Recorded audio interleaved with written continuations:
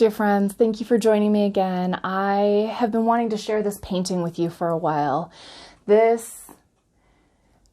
the moment at least, this is probably the painting that is closest to my heart. It was a very, very personal work, challenging, but such a blessing to do. I call this Loss. And I painted this after a season of really great loss, actually. My grandmother passed away, and then several months later, a dear aunt, my Aunt Ruth, who I was very close to, passed away as well, very suddenly. And some very dear friends of mine, agreed pretty last minute, as I was in this grieving place for my aunt, to drive me from Colorado down to Mexico where she had lived.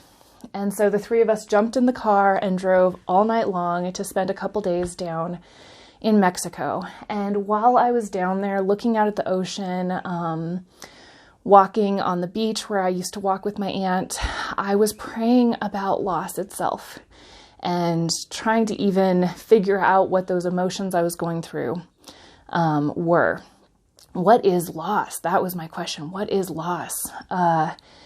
And as I prayed about it, this is the image that God gave me, with the help of my friends as well.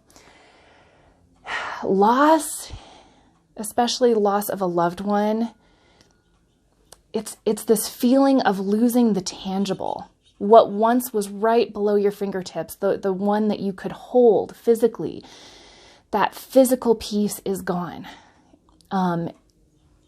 It's like you're trying to hug air. But as I was praying about my aunt, what God kept putting on my heart was, I need you. There's so much that I don't understand about death. But what God told me to focus on was focus in on the gifts, the beauty, the spirit that was God-given. Think about who she was as created by God. These gifts, she was amazing hospitality. She wanted to embrace everyone, especially those struggling and lost. She was a protector, a defender.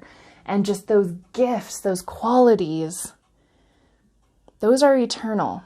Those are spirit. There is so much to a person that is God-given, and I don't believe those things cease to exist. It is the tangible, hands-on, arms around my aunt and my grandmother that is no longer. But as I am losing that grasp on my loved ones, to keep my eyes trained on the beauty that God gave in that loved one is really what gives me joy and peace, even in the midst of grieving.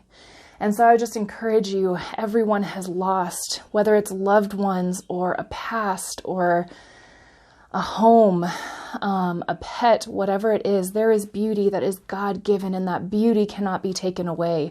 Fix your eyes on that. Remember what God has given. Look for the life, even as you are dealing with losing the tangible. So that was a gift, I believe, from God as I was going through grief, as I still have those rounds of grief, and as I still face new griefs, to remember that it's okay to grieve, but I really need to watch where my eyes are trained.